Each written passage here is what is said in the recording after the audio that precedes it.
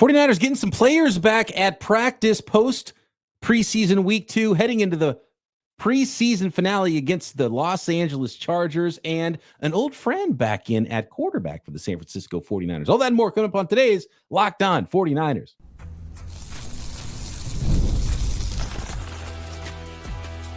You are Locked On 49ers, your daily San Francisco 49ers podcast, part of the Locked On Podcast Network, your team every day.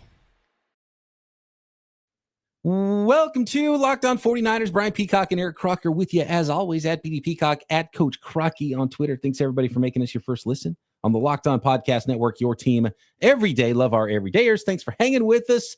Our core audience, we wouldn't be able to do it without you, and a lot of you still aren't subscribed. So what I want you to do here before we start the season, let's remedy that. Pause the podcast. Make sure you are all subscribed up on YouTube or wherever you listen to your podcast. Helps us out with the algorithm. Might help you out with the algo. Get you some more podcasts you're actually really looking for there on YouTube or anywhere you are listening to this thing. And, of course, today is a Winky Wednesday episode. And if you're new to the program, make sure you are also subscribed up. And we got a new segment I think we're going to have to unveil on today's program with our weekly guest, Mr. Nicholas Winkler, my former radio colleague, my former podcast host on a show that predated Locked On 49ers. And we're gonna talk a little bit about the 49ers kicker, Jake Moody, I think, on today's show. Let's start, though, guys, with Nate Sudfeld back in action. Last with the 49ers in that 2021 offseason, which was very interesting and a whole lot of fun.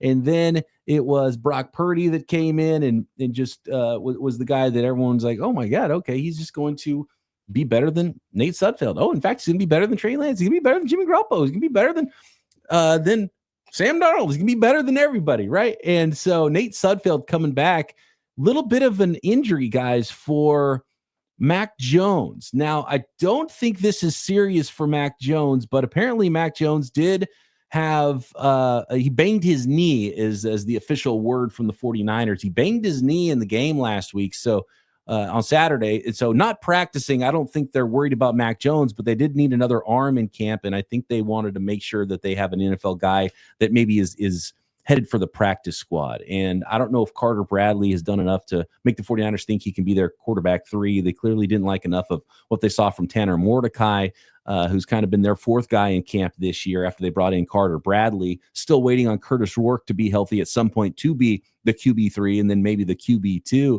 As long as he looks like that guy, you might have to wait until next camp to see that one in action. So Nate Sudfeld is back.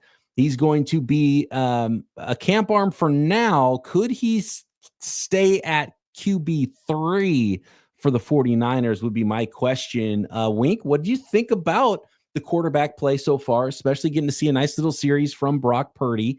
What have you seen from Mac Jones and Nate Sudfeld back now? What do you think here? Do the 49ers break camp with 2, in your opinion, and then try to sneak Bradley or Sudfeld onto the practice squad? What do you think is the plan here at quarterback? I don't think Bradley has really shown enough to need to be snuck onto the practice field. Like, he just looks like another guy out there, right? And, Mac Jones, he's shown small signs like, oh, okay, great time on that. Okay. But then other times you're like, whoa, that was a horrible decision. What in the world are you thinking? And to be fair, he's playing with mostly backups. But when you saw Brock Purdy in there and you actually got to see him run the offense for one series, you're like, okay, all right. You take a deep breath. You're like, that's the guy. That's why we paid this guy so much money. And if I recall, when they brought in Sudfeld back in 2020, they gave him a good amount of money too. Like, he was expected to be the backup, right? I think it was like $2 to $3 million guaranteed or something like that. Yeah, there was some guaranteed money there. Guaranteed money like that to a backup quarterback. You are assuming he's going to be the guy, unless the guy that's the last pick in the draft just impresses you so much that he overtakes that spot. It happens. That would have been, so that was 2022 then, right? Not 2021. Because that might have been with the team the year before as well. Well, he was with them before, but 2022 was the offseason where they had signed him with some guaranteed money, and that was the rookie Brock year, and then they kept Brock instead, which kind of surprised There me. you go. Yeah. So that's what the 49ers did. Big arm guy. He can, throw the ball around, but And shout out to him. I'm always rooting for guys from the 209. He went to Modesto Christian. Nice. But, he's a guy that's essentially just going to be a journeyman backup. And I think I saw this like thing where it was like the top 5 backup quarterbacks in the NFL. I think the biggest thing with having a backup quarterback is just somebody that really does a great job of preparing the starter. And that's why a lot of times you want experienced guys like Nate Sudfeld, who now has been in several different systems, understands what he's looking for, understands what the starter needs. And if need be, he need to come in and play. You ideally don't want that, but at least he could be somewhat serviceable, especially someone familiar with the Kyle Shanahan offense. Yeah. And so my guess, especially with all the injuries right now, Niners are going to keep 2 quarterbacks. It's going to be Purdy and Mac Jones. And one of these other guys, whether it's Bradley or Sudfeld or Tanner Mordecai, somebody else is going to have to be on the practice squad to be that extra third quarterback. And, then you see what you get in Curtis Rourke, maybe late in the season or next offseason. Yeah, with Mordecai, his first pass, I feel like the ball slipped out of his hands. And I think I wrote down like small hands. And then, but then you watch him a little bit later, and he was actually running the ball very well. So I thought to myself, oh, that's a great practice squad guy to have, the week you're leading up to like the Arizona Cardinals or something. There's somebody to run that scout team offense against your defense. Now, Tanner Mordecai, excuse me. Wasn't he someone who ran, like had a good 40 time? I want to say ran in the 4.5s or something like that. So he looked good when he ran, when he tucked it. Has that kind of speed and ability, but the number one thing at the NFL level, unless you're just the most freakish athlete, and even then, we've seen what happens with Anthony Richardson, who just got benched. You can be the most freakish athlete. That's not what's going to make you be a good NFL quarterback. You got to be able to play from the pocket and make the easy throws look easy. And, we have to continue to watch Tanner Mordecai, but maybe that's something that he's just not great at. So it has this athletic ability. You may want to turn him into Taysom Hill. There you go. It's funny because fullback language. Yeah, some NFL news today that Anthony Richardson lost that quarterback battle with the Indianapolis Colts to Daniel Jones, and kind of getting Trey Lance over there is Anthony Richardson, right, in Indy, because he needs reps. He's not going to get them, and there's another veteran guy that they trust more, and so that's kind of what's going to happen. It looks like over there, and this is Trey Lance week too. Revenge game, Trey Lance. That's going to be a lot of the storyline. I don't want to talk about it too much here. We'll talk about the Chargers a little bit later in the week, but now you bring in Sudfeld. So it's all coming full circle right now in the NFL. It really helps to like, we talked about this with Jordan Watkins, right? He made a big play in that preseason game, and then he ends up getting himself hurt. But in between that, he ran an out instead of a comeback, and it ends up being an interception. And we go through the draft process and we talk about how fast a guy is, what his 40 time is, how big and strong these guys are, what they can do in their, at their ceiling. But you have to remember there's a floor for these guys. And Croc, you're coaching football now. Like, you are a head football coach. So I'm sure this is hitting you even more than ever, is you have to be able to trust the guys that are out there. And, fans are like, wait a second, give me Trey Lance, give me the tools, give me Anthony Richardson. And the coaches are like, I'm going to get fired if my guys can't run the offense, right?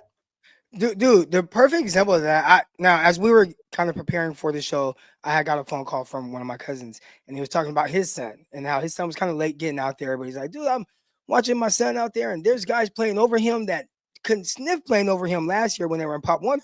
Now they're in high school. A couple of these guys playing over him. I said, dude, they probably don't trust him. Like, they probably don't know, what exactly he can do, or does he know the plays? Because even in high school level, and there's a jump from Pop Warner to high school, they're giving you more information. There's more expected of you.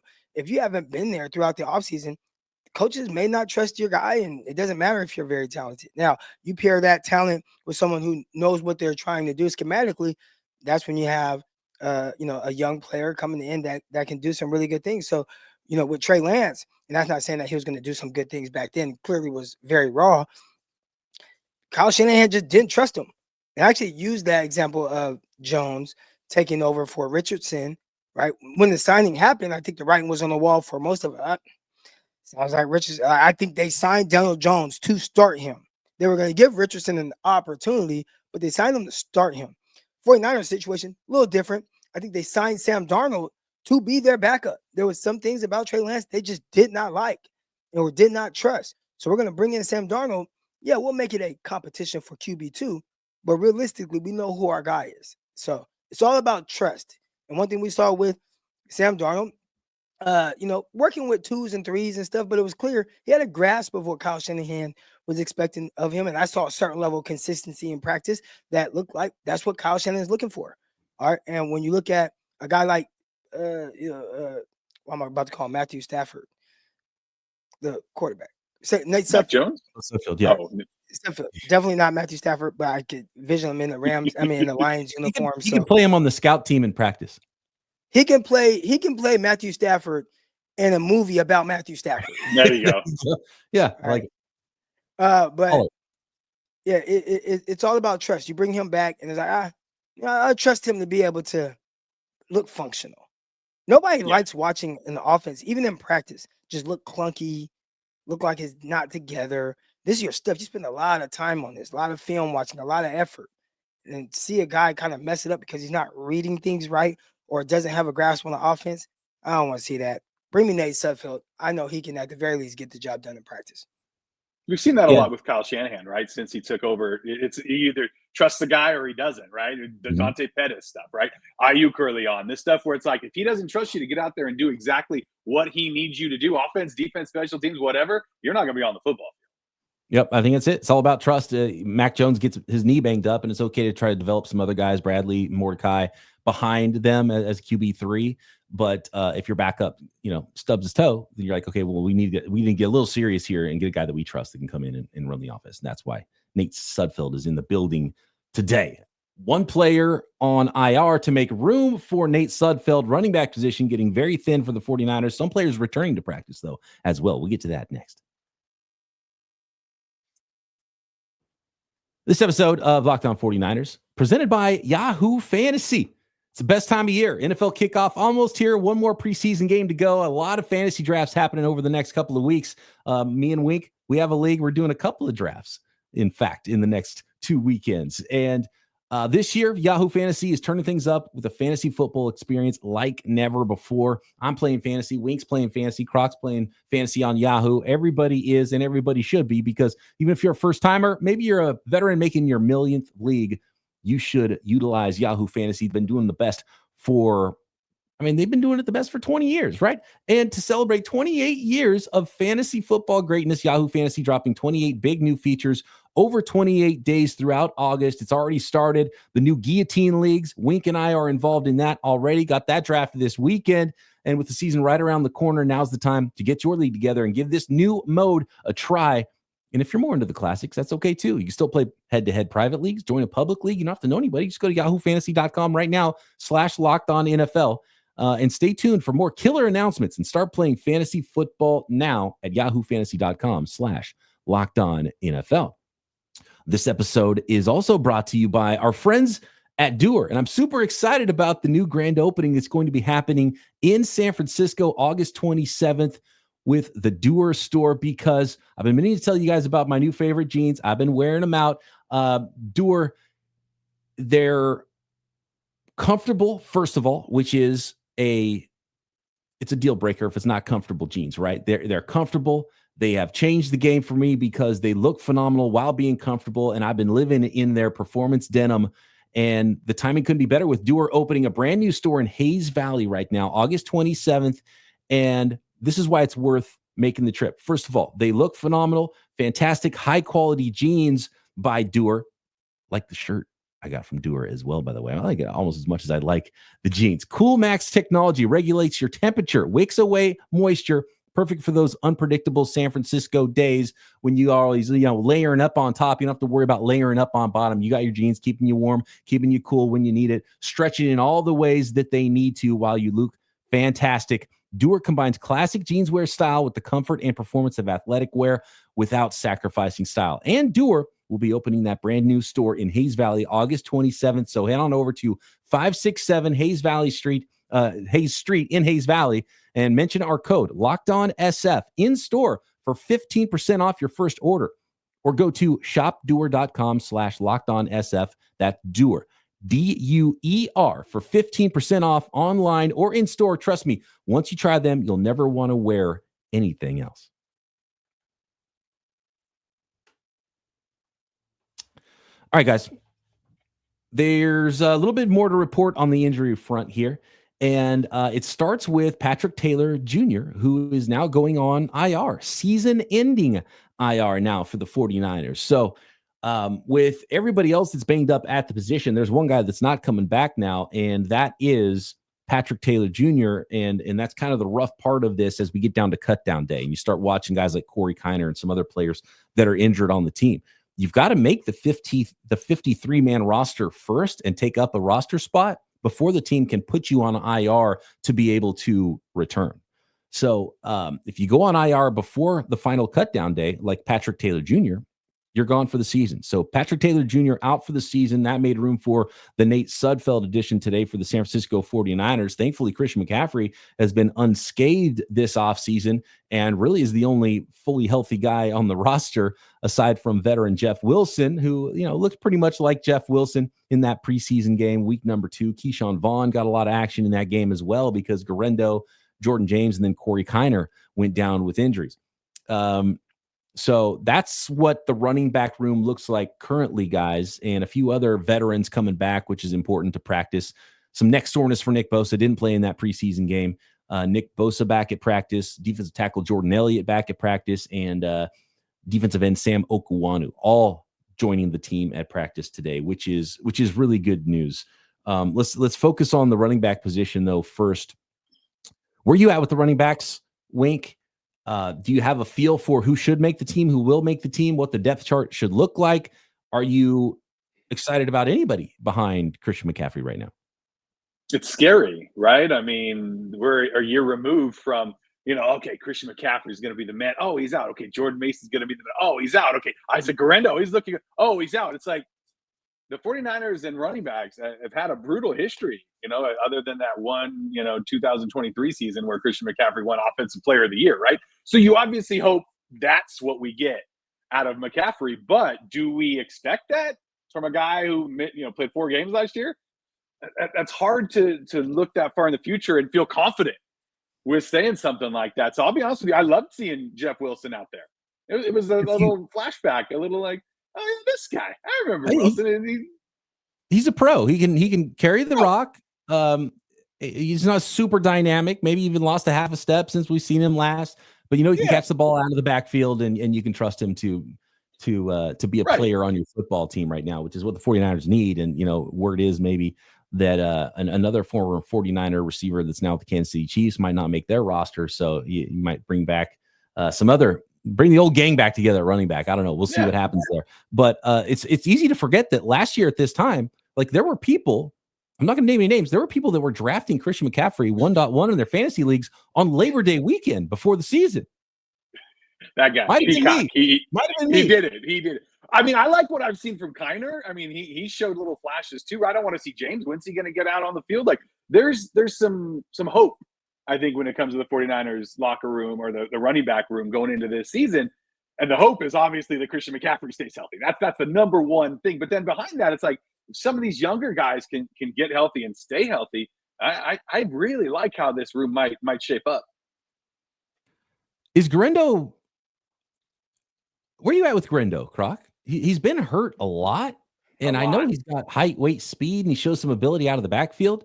And I said this earlier on in the offseason where my dark horse guy was Jordan James because I thought he would be have the potential to, kind of steal away some carries if there was the unfortunate circumstance, again, that Christian McCaffrey was out for a while, that Garendo's best fit is at the change of pace kind of backup spot, that the 49ers would need one of these other younger running backs to maybe carry the load a little bit more. And it wouldn't be just the Isaac Garendo show if Christian McCaffrey was to get hurt.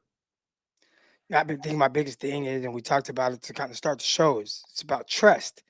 With Garendo, at the time that he's been banged up, anytime you really try to utilize him and whatnot, I just can't trust him. Now, that may be a different conversation, right? That may go back to the Peacock conversation about why he wasn't giving the Christian McCaffrey trade an A for what they gave up for him, what they would have to pay him, and just understanding the wear and tear on the running back position and how at the snap of fingers, those guys can go down. Like anybody can go down to injury in the NFL. Playing certain positions increase that significantly. And running back is one of them. So I think for Garendo, you would like to see him just really be able to stay on the field. a little bit more, especially for a guy who has not even been. You haven't been the factor back. You haven't been the featured running back. You haven't had to tote the rock 20 times a game. I mean, he's touching the ball a few times a game, and he's still banged up and getting hurt. That's a little worrisome for me. What happened to the NFL guys? And this is why we won't see those running back records being broken. And now the longer this goes on, the more significant Frank Gore and his longevity, I think, weighs on him, like being able to go to the Hall of Fame.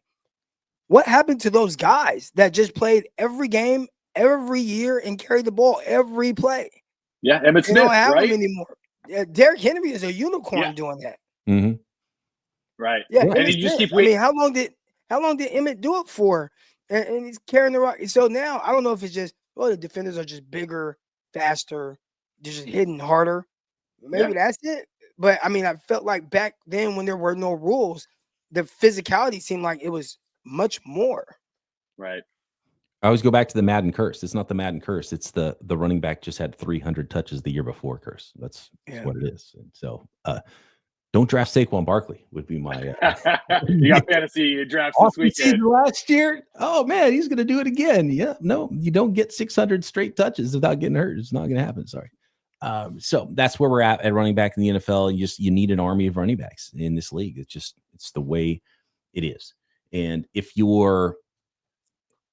and I hear this a lot from fans, like, oh man, Christian McCaffrey just needs to stay healthy, and that's the offense. Like, no, you can't build the offense around that. That is not a plan. The plan can't ever be, if our one running back stays healthy all year, we'll be great. That can't be your plan in this league. Well, Kyle needs to get away from only using one running back. That's the problem, right? Because he did it with McCaffrey, the amazing season. And then when he went down, it's like, well, let's just give it to Jordan Mason 25 times. And then let's give it to Garendo. He had the one game, right, where he got like 18 carries or something, had a great game, and then he got hurt. It's like, you mix it up, man. Use the two-back approach. Do something. Give these guys a little break so that you don't wear them down, Kyle. Come on. And I get it. But it's trust. Again, it's all about trust. And when you have a Christian McCaffrey, you're going to be like, oh no, let's not use him. Let's just let him sit for a while. It's like, right. I get it. When you're the play caller, it makes total sense. But you got to be smart about it as well. That's why you don't build the team around the running back. And that's kind of been my whole thing the whole time. And that's still where we're at here in the year 2025.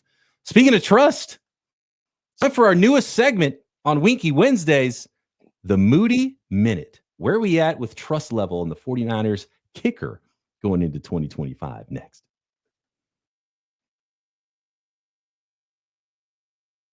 This episode of Locked On 49ers is brought to you by Gametime.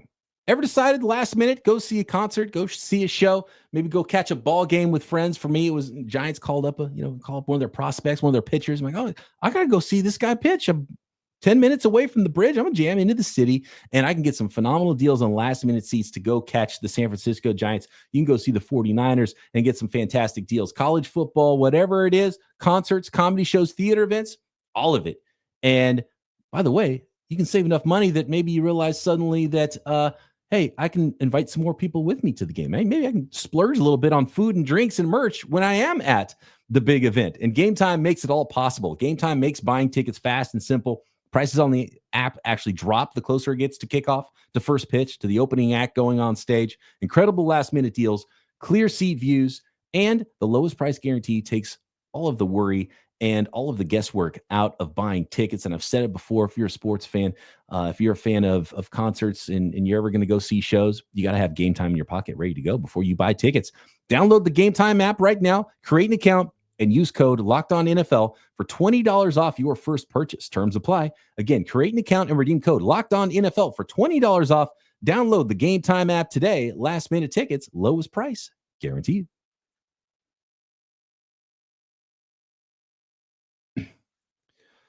So shout out to, it was the listener, Justin, correct, Wink, that we asked for some people. It's like, what do you think? What should we call our new segment? It's been very punter-based, Wink. And look, and at the same time, Wink, I want to ask you this before the season starts. I don't want to paint you into the corner. If you don't want to talk about special teams anymore, I would completely understand. There was pinioned inside the 20. There was Wink's Wish Watch for Mitch Wishnowsky. And now I think our segment is going to be called the Moody Minute. And I think it is a lot more interesting talking about the kicker right now with the San Francisco 49ers. It's been one of the stories in camp. So, Wink, take it away. What are your thoughts? 4 of 5. One of the makes was maybe the worst kick he had. And if you polled 49ers fans at halftime versus polling them after the game, you probably get some different answers about how much trust they have in Jake Moody. Oh, you're muted right now. I got 3 text messages at halftime of a preseason football game that said Moody's done, cut Moody, Moody's out. What is this? Moody. And it's a 53-yard field goal. Like, they're not gimmies. Those are difficult kicks to make. But then he comes back in the second half, looks amazing, kicks the 59-yarder, and then I didn't get any more texts about it. And so it was like, oh, you guys, all of a sudden, do you want to apologize? And talking so poorly about Moody? I mean, the confidence had to be huge. I mean, the fact that he made that 59-yarder, I don't know if you saw, there's a funny close-up zoom in of Morstead as he's sitting there. Yep. He's praying. Oh, please make this on the 59-yarder right before he makes it. So good. Yeah. The photo I used for the thumbnail for the Locked On 49ers episode post-game, you can't really see it because the logo's in the way, but the actual photo, I posted it on Twitter as well without any of the graphics over it. John Lynch is in the background with his arms crossed and like kind of blurry in the background. And John Lynch loves to come down at the very end of games, and is often on the sideline in those moments. And so he's down there for that game-winning kick, and he's watching. It's he should be. That was a big moment. I might have to call an agent right now if he doesn't make this kick. And man, to be honest with you, one of the I felt super different about it after the game. Obviously, did I say 4 of 5? He was 5 of 6. He made 5 field goals. 5 of 6. Made the one before it too to set up the game winner later after the 49ers got that interception. 59-yarder, that's a bomb. But the 26-yarder that he made would probably not have been good from 30 yards. I mean, it was right after the miss too. So it was like, oh no. At that moment, like, good. Even the announcers. Yeah. The announcers were on TV or something. Yeah. Moody's been he's just been shaky. Not the greatest. And he wasn't wrong. No, it was not wrong. And then he squeaked that one in, and they're like, are the 49ers going to kick it from here? And they were questioning. And then once he made a kick, they're like, all right, okay, And then he made another one, and then he lined up for 59, and he made it. And I think that that just showed like what he can be. Yeah. But as we know, kickers seems to be a lot like baseball, where when you get the yips, you just got the yips, and you're not swinging the club the same. Football, he's just not swinging that leg the same, and we've seen that. We have talked about the injury that he had and how significant that may have been on how the season went. But yeah, going 5 for 6 and him 1 for 59, no questions for me, at least right now. You got to build on it. So, what, real quick, Croc, put a number on it, 1 to 10. What is your trust meter right now for Jake Moody the next time he lines up for a kick? It's still at 70, and that's not great. And the reason why is because prior to him, the 49ers had Robbie Gould, and Robbie Gould was coined good as gold, really specifically for his performances in the postseason. So if you show me you could be good as gold in the postseason, that's where my confidence meter goes up. I had 100% confidence in Robbie Gould every time he lined up for a kick, every single time. With Moody, it's almost like Jimmy Garoppolo when he throws the ball and then he has to pan to where he's throwing it to. And he's like, oh, what's this gonna look like? Right? You kind of have who's there to catch it? That's how I feel. That's how I feel with Moody kicking the ball. And sometimes Garoppolo connecting, you're like, woo, let's go. I knew you could do it the whole time. That's how I feel about Moody right now. 77 sounds about right. 70%. That's pretty accurate. I mean, it could easily swing down to a 50, right? And to me, it could go up to an 80% or something. I don't know if it's ever going to get up to those Robbie Gould numbers until he, hits 25 in a row or something, or a couple of huge clutch kicks like the 59-yarder when it's not a preseason game. But if we're talking about Moody, one thing, you mentioned, if I want to keep talking about special teams, I love special teams. I will talk about them for the rest of my life, because something I've been paying a lot of attention to is the kickoff. And Moody's been putting it right inside the 5, which is exactly what you need to do every time with this new kickoff rule. And he's picked 1 in the end zone, which, obviously he made a little mistake there. But, I mean, his accuracy right now on kickoffs have been fantastic. I mean, Morstead's been all right. He's 2 of 5 inside the 20. I was a big Wisnowski guy, and he was all about that, inside the 20. So He hasn't had a lot of opportunities for that so far. But I don't know if you guys saw in the first preseason game, they showed a close up of Morstead, and his chin strap was like down here. I was like, dude, you're gonna get hurt running around out there after a punt. You don't even have your chin strap on. Like, and it was connected. He just doesn't. He's one of those old school guys that's like, I don't need to wear my chin strap. Morstead's our age. I'm surprised he's not even grandfathered into the 1-bar face mask at this point. Right? I mean, I didn't like it. And he's still going, so he's doing something right. He can wear it however he wants. But yeah, if you got to make a tackle, I would think I would still want that thing strapped on pretty tight. Yeah, you're gonna get hurt, man. Well, here's the last thing then, special teams. Where are we at with Junior Bergen, the 7th round, really return specialist that the 49ers drafted? If he's not a good return man, he's not going to make the roster. At this point, I don't know if I'd pencil him in. I think he's got some confidence running the ball, some vision, but there's no juice there. Like, he doesn't look like a dynamic return guy, and he's made a couple of nice returns. He's not afraid to run it in there and run into a brick wall, which is, I think, one of the prerequisites for being a good return man. You got to be a little bit off, and it seems like he has that and the confidence to do that. But he's just not a dynamic enough athlete for me to be like, he's got to have a roster spot. It's not that anybody else has looked amazing returning kicks either, but it hasn't looked like a drop off either. It's like you're not going to be missing that much if he doesn't make the roster. Is that where you guys are? Where are you at with Junior Bergen right now? Yeah, I think as long as he holds on the football. For me, it was always going to be about his vision and making that next level as a return guy, as opposed to someone that was just a dynamic returner, because it was always going to look a certain way in the FCS division of college football. Right. If he were in the SEC, would it look a little different, and the NFL is essentially made up of a bunch of guys that have SEC type of potential and ability. So now we're seeing, a lack of just overall athleticism. And that was what it looked like on film. But again, you're seeing him score and it looked good. His vision just isn't quite carrying him as far as he would like right now. Yep. It's a good point, Wink. Don't muff the punts. Don't drop the football. And he hasn't done that. So is that enough? I don't know. I would think that, especially with a roster crunch, right? You need to have, like, let's say Corey Kiner. You need to get him on the 53 first before you make a roster move to put him on injured reserve to return or something if he's going to be out that long, or maybe one of the other guys. And these roster spots are going to be very important if you got guys banged up, because you need maybe on Robbie Chosen. You need some of these guys at wide receiver because you're banged up. You need some of these running backs because guys are banged up. And to me, if someone picks up Junior Bergen off waivers, then it's like, nah, we lost him. It wouldn't crush you. So I think you could probably gamble on that and maybe bring him back to the practice squad. And then if he shows enough, you bring him back. And, Dallas Flowers or Ricky Pearsall, whoever is muffing punts out there and it's not looking great, you bring him back. Or you can be scouting other rosters around the NFL. It might be some opportunity to claim some of these maybe another wide receiver that you think can help out a little bit more at receiver and can give you some versatility as a return man. Maybe you claim that guy off another roster. And by the way, the 49ers were in on that John Mechie trade. So we can't rule out another trade for a player as well that maybe has some return value to the 49ers. So right now, I think if we're projecting special teams rosters, Moody's in, made the kick. Bergen, probably, I think he's probably out. Yeah. Yeah.